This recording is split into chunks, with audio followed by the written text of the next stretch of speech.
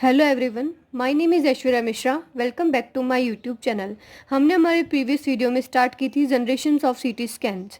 इसमें हमने first generation, second generation और थर्ड जनरेशन को स्टडी कर लिया था। Now we are going to fourth generation of CT scan. It was rotate stationary system, कि इसमें रोटेट और स्टेशनरी सिस्टम था with wide fan beam.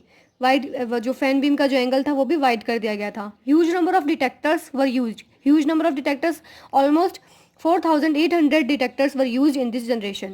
This generation was designed to overcome the ring artifact. जो ring artifact हमने third generation में देखा था due to miscalibration of detector element, यानी जो डिटेक्टर एलिमेंट के मिस कैलिब्रेशन के कारण जो हमें रिंग आर्टिफैक्ट मिल रहा था उसको ओवरकम करने के लिए फोर्थ जनरेशन बनाई गई थी। In this scanners detectors are aligned in a ring. अब जो डिटेक्टर्स थे वो एक रिंग के अंदर अलाइंड थे। And this assembly does not move. और ये जो असेंबली थी यानी जो रिंग के अंदर डिटेक्टर्स थे ये मूव नहीं करते थे। जैसे कि थर्ड जनरेशन में वो रोटेट हो रहे थे, यहाँ पे ये डिटेक्टर्स मूव नहीं कर रहे थे। The detector ring completely surround the patient. ये जो डिटेक्टर रिंग थी वो पेशेंट को पूरी तरीके से घेरे हुए होती थी। The x-ray tube rotates in a circle inside the detector ring, कि अब जो एक्सरे ट्यूब थी उस सर्कल के अंदर यानी उस डिटेक्टर रिंग के अंदर जो एक्सरे ट्यूब थी सिर्फ वही रोटेट करती थी। डिटेक्टर्स जो थे वो अनमूवेबल थे। अब जैसे कि आपको इस डायग्राम में दिख रहा है कि ये जो पूरी चारों तरफ है ये डिटेक्टर की रिंग है और ये अंदर एक्सरे ट्यूब प्रेजेंट है। ये जो डिटेक्टर रिंग है ये चारों तरफ पेशेंट को घेरे हुए है और एक्सरे ट्यूब इसके अंदर है। तो एक्सरे ट्यूब रोटेट कर रही है, इसकी डायरेक्शन देखिए, एक्सरे ट्यूब रोटेट कर रही है ओनली। और जो डिटेक्टर्स हैं वो डिटेक्टर्स जो हैं वो अनमूवेबल हैं, वो एक तरीके से स्टेशनरी हैं। तो इसे कहते हैं रोटेट स्टेशनरी मोड। तो इस तरीके से जो फोर्थ जनरेशन में जो रिंग आर्टिफैक्ट था उसका एलिमिनेशन हो गया था, क्योंकि अब डिटेक्टर्स ही मूव नहीं कर रहे हैं तो उसकी मिसकैलिब्रेशन का कोई असर नहीं हो रहा था। अब इसके देखें एडवांटेज जो सबसे इंपॉर्टेंट है वो है एलिमिनेशन ऑफ रिंग आर्टिफैक्ट। ये बहुत बड़ा आर्टिफैक्ट आ रहा था सिटी की थर्ड जनरेशन से, तो इसका एलिमिनेशन हो चुका है फोर्थ जनरेशन में। नो कॉम्प्लेक्स इलेक्ट्रॉनिक सर्किटरी, अब कोई कॉम्प्लेक्स इलेक्ट्रॉनिक सर्किटरी नहीं है, क्योंकि उसमें थर्ड जनरेशन तक रोटेट सिस्टम हो रहा था जिससे कि बहुत ज़्यादा कॉम्प्लेक्स इलेक्ट्रॉनिक सर्किट बन रहा था। अब इसमें एक रोटेट है और एक स्टेशनरी है, यानी ओनली एक्सरे ट्यूब रोटेट कर रही है और डिटेक्टर्स स्टेशनरी है। So there is no complex electronic circuitry. Disadvantage क्या थे अब इसके? The first disadvantage was more scattered radiation due to wide angle of fan beam, क्योंकि अब फैन बीम का और एंगल बढ़ा दिया है तो और ज़्यादा स्कैटर्ड रेडिएशन हमें मिलेंगी। More expensive than previous generation, ये पहले की जितनी भी जनरेशन थी उससे सबसे एक्सपेंसिव थी, सबसे महंगी थी। तो अब आते हैं हम फिफ्थ जनरेशन पे। फिफ्थ जनरेशन जो होती है वो स्टेशनरी सिस्टम होती है, ठीक है। It was developed specifically for cardiac imaging, ये ओनली कार्डियक इमेजिंग के लिए ही डेवलप्ड की गई थी स्पेसिफिकली। इसमें कोई कन्वेंशनल एक्सरे ट्यूब यूज़ नहीं हो रही थी। इसमें लार्ज आर्क ऑफ टंगस्टन, इसमें क्या था कि जो टंगस्टन थी इसमें कोई एक्सरे ट्यूब नहीं थी, बस जो टंगस्टन जो हम target as a target material use लेते हैं एक्सरे ट्यूब के अंदर, उसकी एक लार्ज आर्क थी, बहुत बड़ी चाप थी लगभग 210 डिग्री की, जो कि एनसर्कल द पेशेंट यानी जो पेशेंट को घेरे हुए होती थी। And lies directly opposite to the detector ring, और जो कि डिटेक्टर रिंग के डायरेक्टली अपोजिट प्रेजेंट होती थी। It consist of wave guide, इसके अंदर भी एक वेव गाइड भी होता था जो कि to accelerate an electron beam on to a tungsten target, जो क्या करता था कि जो इलेक्ट्रॉन बीम जो आएंगी उसको टंगस्टन टारगेट पर एक्सीलेट कर देता था और उनको उस टाइप गाइड कर देता थ्रू अ बेंडिंग मैग्नेट क्यों होता था? ताकि वो अच्छे से गाइड हो जाए। अगर कोई डायरेक्शन में नहीं है तो उसको डायरेक्शन में लाने के लिए बेंडिंग मैग्नेट भी हुआ करते थे। Actually there are 4 tungsten target, so that 4 tissue slides are imaged at same time. तो इसमें क्या करते थे, 4 टंगस्टन टारगेट यूज़ करते थे अलग अलग, जिससे कि 4 टिश्यू स्लाइड्स हम एक टाइम पे यूज़ कर पा रहे थे, इमेज कर पा रहे थे। The image are obtained in about 50 milliseconds, image को ऑप्टेंड करने में यानी ओनली 50 मिली सेकेंड्स लगे थे। This generation CT machine is also called electron beam computed tomography, EBCT. इसे ईबीसीटी कहा गया, इलेक्ट्रॉन बीम कंप्यूटेड टोमोग्राफी। क्यों? Because there is no x ray tube, यहाँ पे सीधा एक्सरे का इमिशन नहीं हो रहा है, यहाँ पे इलेक्ट्रॉन बीम आ रही है। इलेक्ट्रॉन बीम आ रही है जो कि टंगस्टन पे आने के बाद में एक्सरे में कन्वर्ट हो रही है, जो कि डिटेक्टर तक जाएगी, ठीक है। तो इसलिए इसको बोला था इलेक्ट्रॉन बीम कंप्यूटेड टोमोग्राफी। अब देखिए ये इस टाइप से एक पूरा सर्किट होता था, ये ईबीसीटी का, इलेक्ट्रॉन बीम सीटी स्कैन का, जो कि फिफ्थ जनरेशन होती थी। इसके अंदर ये जो होती थी पूरी इलेक्ट्रॉन बीम, यहाँ से इलेक्ट्रॉन गन से इलेक्ट्रॉन्स आते थे, जो कि ये इलेक्ट्रॉन बीम दिख रही है, इस वेवगाइड के थ्रू इधर बेंडिंग मैग्नेट रखी हुई होती थी।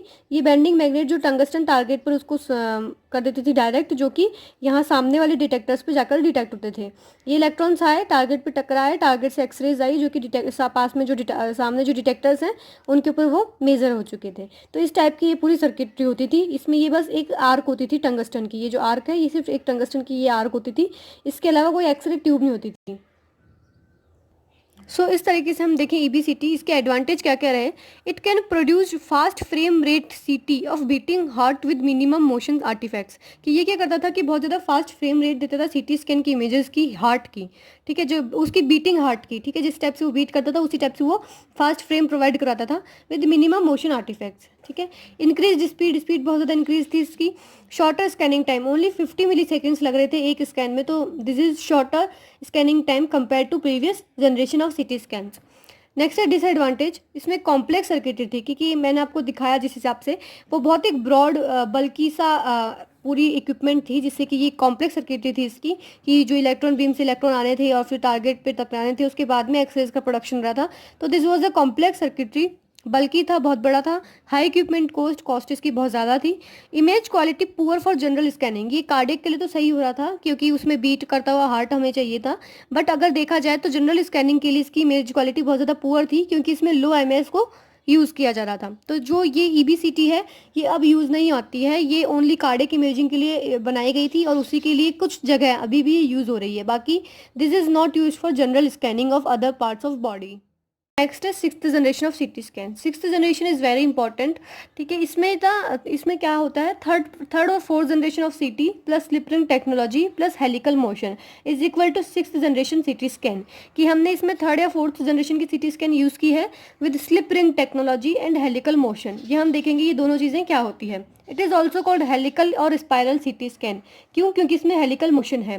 Spiral CT is a technology in which the source and detector travel along a helical path relative to the object, कि इसमें जो सोर्स और डिटेक्टर दोनों ट्रेवल कर रहे हैं along a helical path, object के कंपैरिजन में अगर देखा जाए, रिलेटिवली देखा जाए, तो वो एक हेलिकल पाथ में यानी कुंडलियाकार पाथ में वो ट्रेवल कर रहे हैं। In this, the X-ray tube rotates continuously and the couch moves the patient through the plane of rotating beam. इसके अंदर X-ray tube continuously rotate करती है और काउच का जो पेशेंट का काउच है वो भी मूव करता है through the plane of rotating beam, ठीक है। तो इस तरीके से इसमें हेलिकल मोशन प्रोवाइडेड होता है।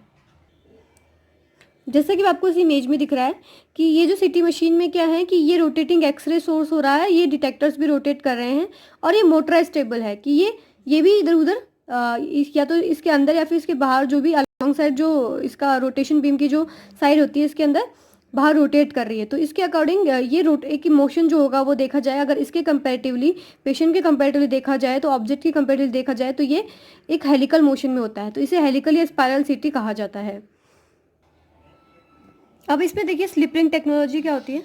In conventional CT scanning there was a pause between each gantry rotation, की इसके अंदर जो अगर कन्वेंशनल सीटी स्कैनिंग देखी, यानी first generation, second generation, third generation, fourth generation, उसमें क्या हो रहा था कि हर गैंट्री रोटेशन के बाद में एक पोज हो रहा था, कि वो कंटिन्यू रोटेट नहीं कर पा रही थी, वो थोड़ी देर के लिए उसको पोज करना पड़ रहा था। But in helical CT scan में स्लिप रिंग टेक्नोलॉजी यूज़ की गई थी, which allows continuous rotation of Gentry without interruption, जो क्या करती थी, गैंट्री के कंटिन्यूस रोटेशन को अलाउ करती थी विदाउट किसी भी इंटरप्शन के, किसी भी बाधा के, वो कंटिन्यूस रोटेट करवाती थी गैंट्री को। Slip rings are electrical conducting brushes, ये इलेक्ट्रिकल कंडक्टिंग ब्रशेज होती थी and component of gantry transferring the data और electric energy from stationary part of gantry to rotating part of gantry for continuous rotation of gantry. यानी slip rings क्या थी, electrical conducting brushes थी जो कि Gentry का कंपोनेंट होती थी, जो कि डाटा को और इलेक्ट्रिकल एनर्जी को ट्रांसफर करती थी गैंट्री के स्टेशनरी पार्ट से रोटेटिंग पार्ट तक, ठीक है, ताकि गैंट्री का कंटिन्यूस रोटेशन बना रहे। There are usually 3 slip rings, जो 3 स्लिप रिंग्स होती थी इसमें फॉर किसकी बनी हुई होती थी, कंडक्शन मटेरियल, जैसे कि सिल्वर की या फिर ग्रेफाइट की। यूजुअली ग्रेफाइट की मिलती है हमें हमारे अगर डेली वर्क में देखा जाए तो। फर्स्ट स्लिप रिंग जो थी provide high voltage power to x-ray tube को प्रोवाइड करवाती थी। Second slip ring low voltage देती थी कंट्रोल सिस्टम और ऑन रोटेटिंग गैंट्री को रोटेट करने वाले सिस्टम को लो वोल्टेज प्रोवाइड करवाती थी। Third slip ring transfer digital data from rotating detector array, ये क्या करती थी कि जो डिटेक्टर एरेस थे उनसे डिजिटल डाटा को ट्रांसफर करती थी कंप्यूटर के अंदर। तो ये इस टाइप से 3 स्लिप रिंग्स प्रेजेंट होती थी।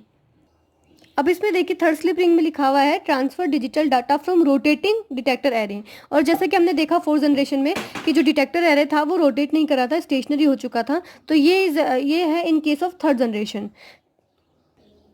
अभी देखिए ये स्लिप रिंग टेक्नोलॉजी है, इसके अंदर क्या है, ये कुछ रिंग्स है स्लिप रिंग्स, इसमें 2 स्लिप रिंग्स है बिकॉज ये जो स्लिप रिंग टेक्नोलॉजी है फोर्थ जनरेशन की बताई हुई है, जिसमें से एक पावर सप्लाई के लिए जा रही है टू द एक्सरे ट्यूब, और दूसरी डाटा और कंट्रोल सिग्नल्स में जा रही है ये स्लिप रिंग्स जो है स्लाइड। और ये एक और इसमें अगर थर्ड जनरेशन होगी तो एक और इसमें रिंग होगी जो कि डिटेक्टर एरे से ट्रांसफर करेगी डाटा को। ठीक है, तो इस टाइप से ये स्लिप रिंग्स होती है, इसके अंदर नीचे ब्रशेज होती है जिससे कि जो इनका मूवमेंट है वो ईजी हो जाता है।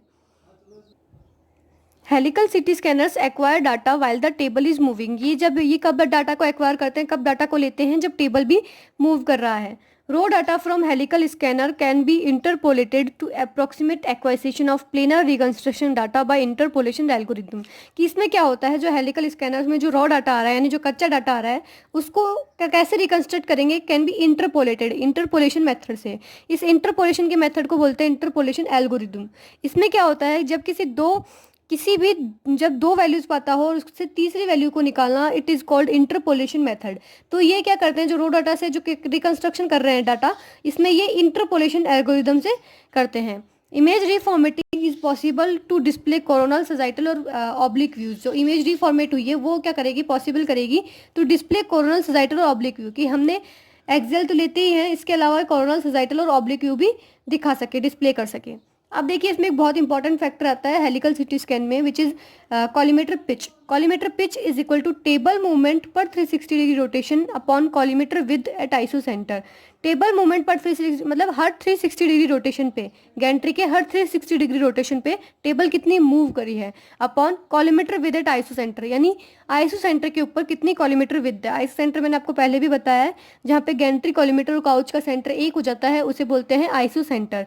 तो वहाँ पे कॉलीमेटर की कितनी विद है यानी कितनी उसकी चौड़ाई है, तो ये जो होगा कॉलीमेटर पिच कहलाता है।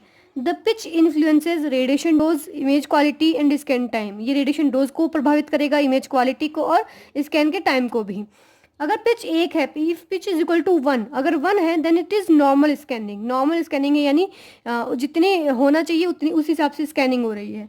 अगर पिच 1 से ज़्यादा है, इसका मतलब क्या है कि ये जो ऊपर वाला फैक्टर है वो ज़्यादा होगा, यानी टेबल मूवमेंट ज़्यादा हो रहा है पर 360 डिग्री रोटेशन, यानी टेबल मोशन इज फास्टर। इससे अंडर स्कैनिंग हो जाएगी, यानी जितने में वो टेबल इतनी जल्दी मूव कर रही है कि जितने में वो स्कैनिंग कर पाएगा उससे पहले ही टेबल निकल जा रही है, तो इसे बोल देंगे अंडर स्कैनिंग। स्कैनिंग ढंग से नहीं हो पाई है। Image quality decrease, image quality कम हो जाएगी इससे, और पेशेंट डोज लेके और पेशेंट डोज भी डिक्रीज हो जाएगा। ये जो पिच होता है, ये अगर एक से ज़्यादा पिच अगर हम देखा जाए तो ये पीडियाट्रिक पेशेंट्स के लिए यूज़ किया जाता है, बच्चों के लिए जिनमें हमें पेशेंट डोज जो होती है कम चाहिए होती है। अब अगर पिच 1 से कम है, यानी पिच 1 से कम है, इसका मतलब पर 360 डिग्री रोटेशन टेबल मूवमेंट कम हो रहा है। तो देखा जाए तो table motion is slow, table motion slow होगा तो ओवर स्कैनिंग हो जाएगी पार्ट की, तो इमेज क्वालिटी इंक्रीज हो जाएगी with patient dose increment. Image quality तो बढ़ जाएगी लेकिन पेशेंट डोज भी बढ़ जाएगी। ठीक है, तो ये होता है कॉलीमेटर पिच का काम। कॉलीमेटर पिच अगर is equal to 1 then it is normal scanning. अगर 1 से ज़्यादा है तो अंडर स्कैनिंग की पार्ट अच्छे से स्कैन नहीं हो पाया है, और अगर 1 से ज़्यादा है तो ओवर स्कैनिंग हो जाएगी। ठीक है, अब आता है एडवांटेज एंड डिसएडवांटेज ऑफ सीटी, हेलिकल सीटी। एडवांटेज में क्या है, नो मोशन आर्टिफैक्ट, इसके अंदर कोई मोशन आर्टिफैक्ट नहीं आएगा। हाई क्वालिटी रिकंस्ट्रक्शन, ये इसमें रिकंस्ट्रक्शन जो होता है बहुत हाई क्वालिटी का होता है। रिड्यूस्ड स्कैन टाइम भी बहुत कम हो गया है। Smooth movement of Gentry and other components, ये किसके कारण पॉसिबल है smooth movement, slip ring technology के कारण। डिसएडवांटेज क्या है, मोर प्रोसेसिंग टाइम, कि इसका स्कैनिंग टाइम तो कम हो चुका है लेकिन जो प्रोसेसिंग टाइम है कंप्यूटर के अंदर का जो टाइम है वो ज़्यादा है इसमें, ये एक्सपेंसिव होती है बहुत ज़्यादा। ट्यूब हीटिंग बहुत ज़्यादा होती है इसके अंदर, और रिड्यूस्ड रिजोल्यूशन भी इसके अंदर बहुत कम हो जाता है। ठीक है, कंपेरेटिव टू अगर 4th जनरेशन देखें तो इसका रिजोल्यूशन कम होता है। So this was the 6th generation of CT scan. ये हमारे 4th, 5th और 6th जनरेशन कंप्लीट होते हैं इस वीडियो में। नेक्स्ट वीडियो में हम last and final 7th generation देखेंगे, जिसे हम मल्टी स्लाइस सीटी स्कैन भी कहते हैं। तो ये गाइस इस चीज़ को ध्यान रखिएगा, जो हेलिकल सीटी स्कैन है इससे अलग से क्वेश्चन आ सकता है, और जो लास्ट जनरेशन है MSCT उससे भी अलग से क्वेश्चन आ सकता है। तो आप इनको देखिए, अगर कोई भी आपको डाउट या कोई क्वेरी है तो please comment in the comment section below. Thanks for watching.